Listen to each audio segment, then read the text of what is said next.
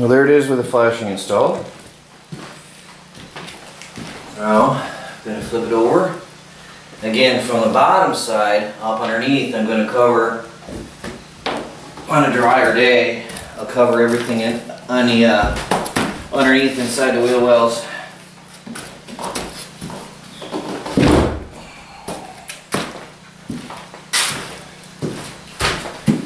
Let's see, that goes to here. It's a heavy mess once that drops in place. It wants to stay.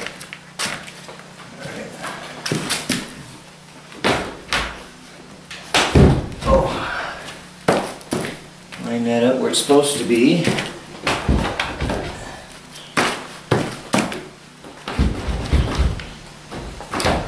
Oops.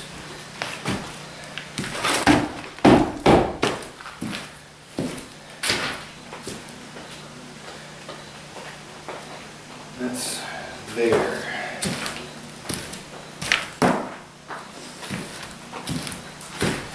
But it's sticky. It's very humid.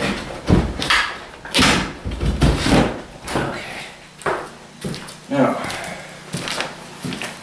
that requires some coaxing down there.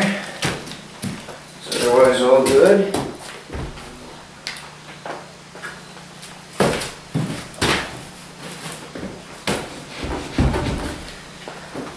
Oh, my hand.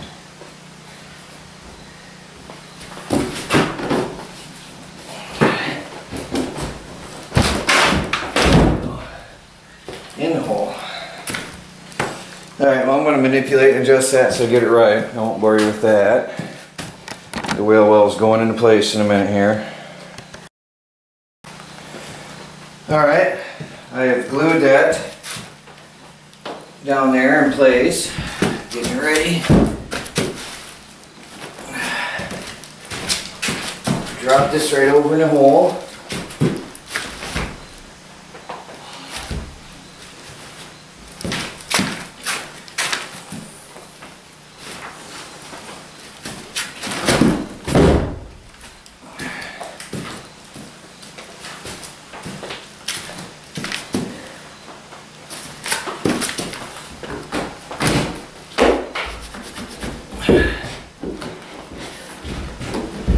Oh, this is awkward.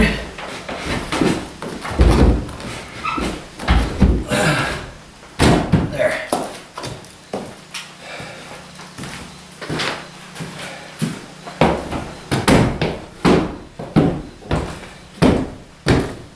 Well, that's definitely solid. That's not going to bother cause me any trouble. Of course, walking in it with dirty shoes was stupid. Before gluing it, I realized how dirty my shoes were. I'm going to be gluing the top plate down in a minute.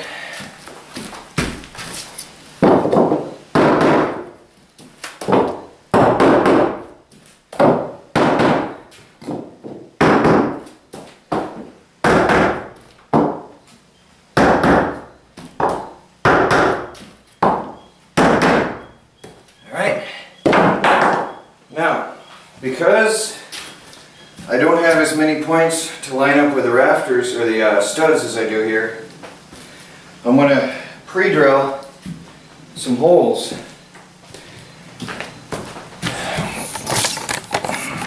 This side is a little different only in how it lines up, because the other side had a lot of windows here. A lot of meat to screw to all the way across, a whole lot of meat. So I'm going to pre-drill some holes to countersink screws into that stud and into there and there and there at an angle, so that there's something for this to hold on to very well from the top side. And then when I go down below, next time I go down there, I'll be doing the same thing underneath. That way that'll really have some strength on that back side. Now, granted, it's got a lot of meat here. It's sitting right on a joist here, all the way along here and on here. So there's really, that back end being suspended a little isn't going to make a lot of difference, because that's a solid heavy frame. But still, I want to just make sure, because that's where the wood stove is going. See what I mean is I drilled some holes for the head of the screw to slide into. so I can screw a 3-inch screw into this stud and bypass this piece here. That way, in this way, I had a better enclosure to seal off against bugs from the outside, better than the other one that I did on the other side, because I left gaps where the studs were, and then I later had to jam wood down into those gaps, which wasn't as nice. This is simple, easy. So I just drilled in there, and then I'll put the screws in, and this will be secured.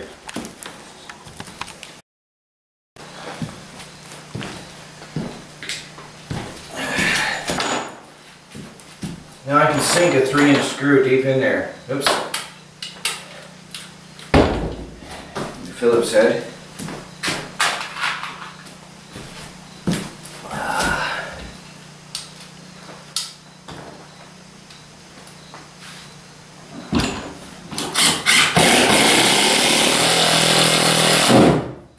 At least as far as I can get it through anyway.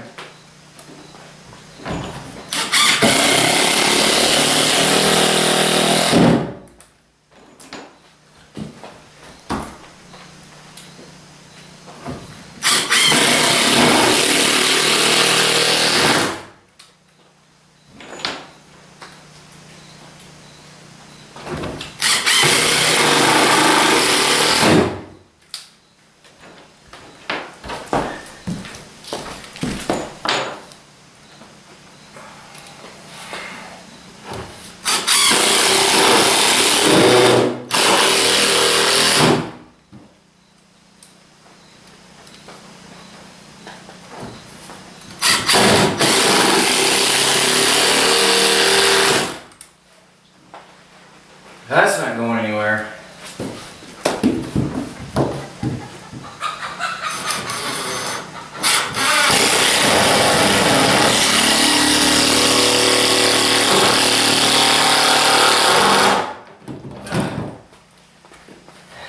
Good. That's done. Oh, now I can insulate.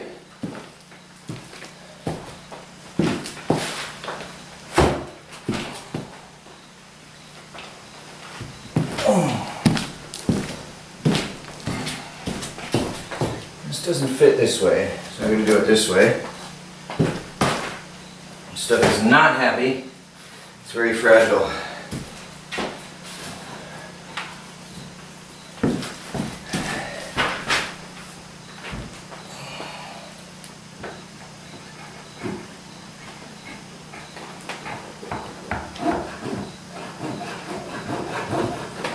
I'm just using a hacksaw blade. You can use a butter knife. This stuff cuts so easily.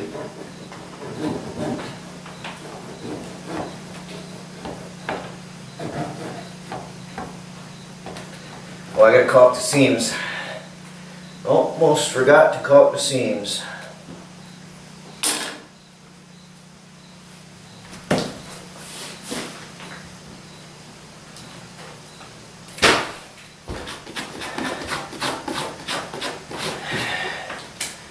Gotta do the job right.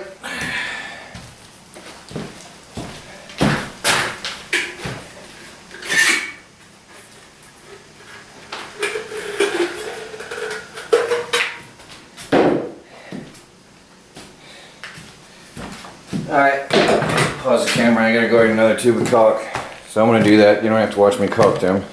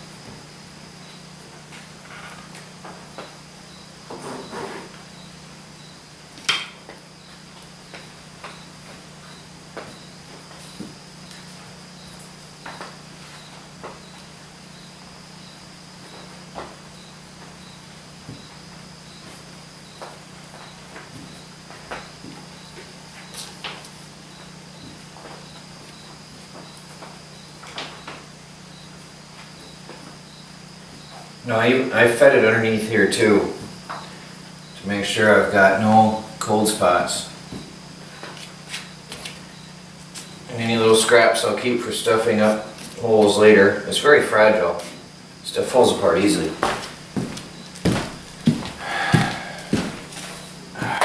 That is a nice, neat looking job. Look at that. That almost looks like cement or something. Fills right in nice and neat.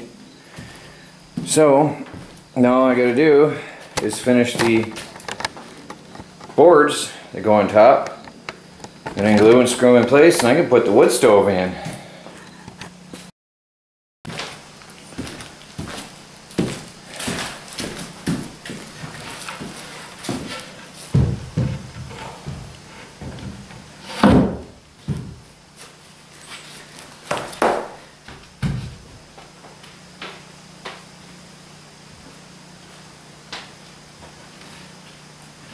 Very nice fit.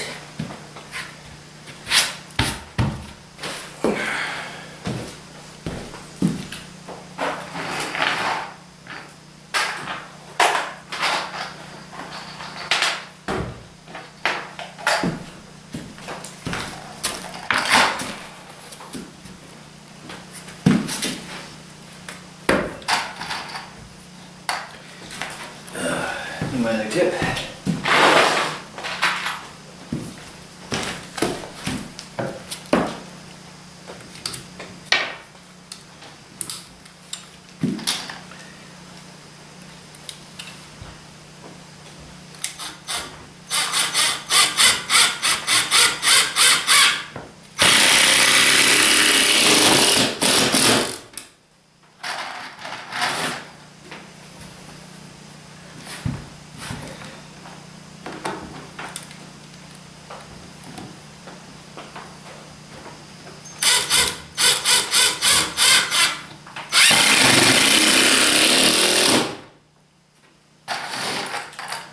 This feels very strong.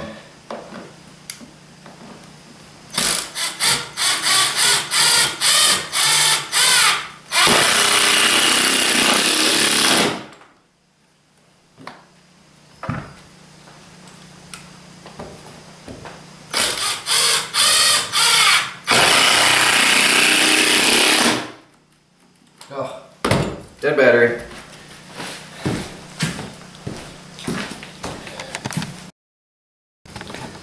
Well, there it is. Wheel wells are done. Both wheel wells in my tiny house are framed in, sealed off, screwed and glued, and rock solid. They are very, very strong and sturdy. That's a good relief. That's a nice relief to have these done. Now, there's a lot of speculation about whether I'm ever going to drive this down the road or not, or if I ever intend to. Well, if I didn't intend to, I wouldn't have made wheel wells. I'd have made them flat and saved all that space. Because right here, that's just wasted space under the kitchen area there where I could have 10 inches more room inside my house. And here, it looks cool to have a raised wood stove platform anyway, but still, that's 10 inches of wasted space, and in a tiny house, wasted space is wasted space. I have wheel wells so that if I ever need to move this one day, I can. I would probably put on another axle though if I was ever going to move this. So a lot of people are asking questions. I hope you hear this. If I ever wanted to move this, I would probably add another axle. Just to be safe. I'm trying my hardest to stay underweight, but just to be safe, I'd probably get a mobile home axle. I hear they're, well, somebody told me they're $150 and it's not a big deal to add them on. But well, looking good. Now I just got to get my insulation and use some of that OSB I have here and seal up these kitchen walls. And now I've got that tape. If I get a dry day, I'll be sealing off these gaps outdoors to the outside. And when I get paid, I'll be putting the 2x4s up in there and reinforcing the walls. A lot to do yet. Right now, I have an empty house. I have myself a tiny home, fully enclosed, and mostly watertight. using the light of a lantern again. It's dark out again. It's early, but it's dark because we haven't had daylight in a while. The sun hasn't been shining, but there it is. It's looking good. You will notice a sound in the background at the off-grid project. It's the sound of a DC generator charging my battery bank. I haven't seen the sun in days, many days, and my battery bank got low. And with all the power tools I've been running, they are rechargeable power tools, and we have been going through between 6 and 10 batteries with my Ryobi tool set every day out here. When John and I were working together, we were just tearing up the batteries. I had 2 battery chargers going. So again, I want to thank the guy that sent me the package with the batteries, because I am using them heavily. We have, again, I've been using 2 battery chargers at the same time, so that charger's been getting used as well. And well, I drained my battery bank in the RV because there is no sun. Haven't seen the sun much at all, and regardless of how I'm using the power, it's gone. So I fired up the DC generator. Very happy I have that, by the way.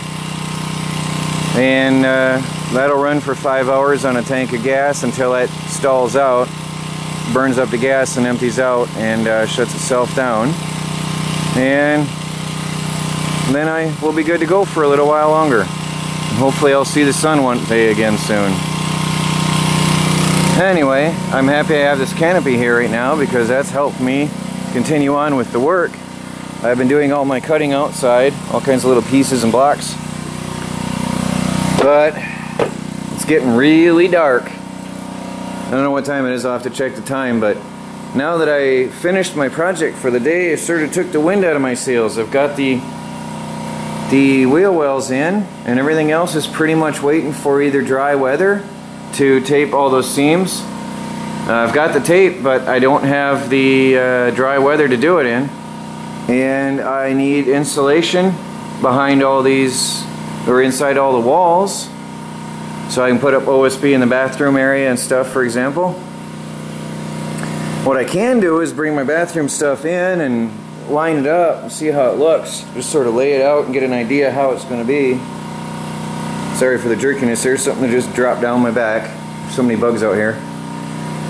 I think that's what I'll do right now. I'm going to give the bathtub a wipe down because it's been sitting outside and it got a bit filthy, and bring it in here and get an eye out, eye things up, how it's going to look in here. Bring in the bathroom sink, line up the kitchen area. Now I can get a feel for how things are going to be in here. Let me turn on the light. That's all I can do right now until I get some money, which is in 1 or 2 days. So I'll be lining this up, everything, see how things go, see where things fit in place. I think that's what I'll do right now. I'll clean this all up, and I'll bring in the kitchen sink, which you haven't seen yet, by the way, and basically lay out my kitchen, figure out where things are going to go. Because one thing I realized, once the wheel well is up and I have the walls up, I realize how tight this really is. 9 feet sounds like a lot of space, but once you take out your wheel well, once you take out the windows and put in your kitchen sink and your stove, I don't know where I'm going to put the fridge. So I got to figure this out. Well, there's a sink right under the window. That's typical, I guess. It looks humongous. Let me get my light over here. It looks just humongous. But I measured the one that came out of the camper that was on the frame I'm standing on, and this is only 1 inch wider. It's 3 inches deeper from front to back, but it's only 1 inch wider. It looks humongous, but I guess it's just because it's a 1.5. Actually, like I said, it's almost the same size width-wise as the other. It just looks bigger because it's a little bit deeper and because the main sink is so much bigger and the other one is smaller. But otherwise, it's almost the same size as the one that came out of here. So that was off Craigslist. I showed you the oven, which will go over here right next to it, I guess. And that was off Craigslist. And that pretty much covers this wall because I've got the window here, and I've got the window here, so I can only come up a little ways right here, and I'll probably have plants in this spot right here and have a little tiny bit of storage underneath for maybe some canned foods. So there won't be much space right here, and the cat's probably going to spend a lot of time on that ledge anyway. And then there'll be the kitchen sink, obviously, with all the plumbing underneath and the pots and pans stored under there. Well, actually, I don't have a lot of cleaners. I use vinegar for almost everything now, and homemade soap. So there won't be a lot of cleaners and stuff under the sink, but mostly a food pantry under the sink. That's heavy duty material, that wheel well there, so that'll hold it. And then there's the oven, or the stovetop I should say. Hopefully I'll get an oven to go underneath that eventually, but for now I'm just going to build a box and put that next to the sink. And then I've got to do some measuring and figure out where the rest of the kitchen is going, because I don't want to overcrowd myself with the bathroom being there. I might, once I get the bathtub in here, I'm going to see if maybe I can reorganize my bathroom a little bit, maybe making that the bathroom window, which I already have cut out, and putting the sink under that, and then having the bathtub in the corner depending on how it fits, and then bring the bathroom over just a little ways and put the toilet next to that, and then have this area be more of a straight through kitchen area where I can put the fridge in the corner. So we'll see how it goes here and how it looks, see how it all comes together. But I also want to have plenty of counter space, so I have to measure things out and see how it all fits. But anyway, there's my kitchen. Once you get the stuff in there, it's not as big as you think. It all starts to close up and shrink once you get all your stuff. Okay, I think I have it. I've spent considerable time here cleaning, organizing, and rearranging. Alright. I've got a kitchen sink centered on the window. Okay, I've got a little food storage next to that, underneath that window ledge. That right there is a windowsill. Got a little food storage under there. I've got food storage and pots and pans under the sink. I've got the stovetop, basically that windowsill right there, with all the nails and stuff on it. That's the level of the kitchen sink, and the stovetop will be next to that. A little bit of counter space in between the two. And then I've got space over here, about 3 feet of space, just over 3 feet of space for countertop. I could move the stove over. I might even do that in the end, is move the stove over. Yeah, that makes sense. Put the stove in the corner, countertop in the middle, with the fridge underneath. So that's probably how it's going to come together. Now, around the corner, I could even have the fridge over here. So depending on how big a fridge I get and how it looks, that remains to be seen how that comes together and where it goes.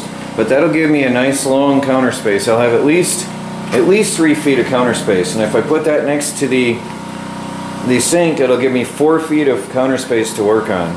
So I'll put the stove in the corner. Alright, that's done.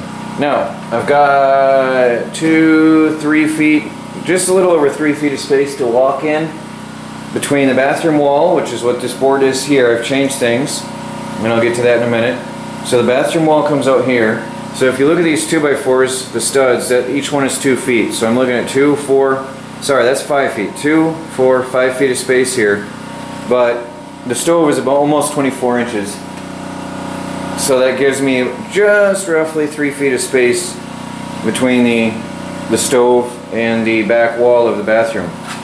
Now the bathroom. See, I've got the wheel well, that's where the wood stove is. And then I can keep wood here. The bathroom will come, that's now the bathroom window. So the back wall, the bathroom wall comes out right here, right from this edge and comes around and goes back. So there's the bathroom. I've got the sink in there. I'm going to have to trim it down because right now it's about 30 some inches, and I'm going to trim it down to 24 inches, which is perfect. And then this bathtub will sit, actually let me see if I can set this up on a tripod. It might be easier to show you what I'm doing. Oh, it's really dark without it. It's really hard to do this. Well, anyway, the bathtub will sit in the corner and come out this way. So let me see if I can try to hold my camera. The bathtub is going to run this way, so out like this next to the sink, and then the toilet will be right under the window. So that'll work out just right. So using the bathtub out of my old camper, and then I've got the doorway literally right here, right next to the wheel well. Open up the door, walk in, you'll have some space to move around in there, so it won't be too cramped. There'll be plenty of space to move around and do what you got to do. And then maybe I can hang some hooks on the bathroom wall on the right side here for hanging up your clothes and whatever. And also above the toilet on the side, up higher, I can put some shelving and hooks and stuff. So that'll work out well that way. Now, this space, I'm going to have this wide space, and along this wall I can hang some pots and pans or some spice racks and whatever along there. And of course then this will give me this whole entire area from the window all the way over and around the corner for kitchen cabinets.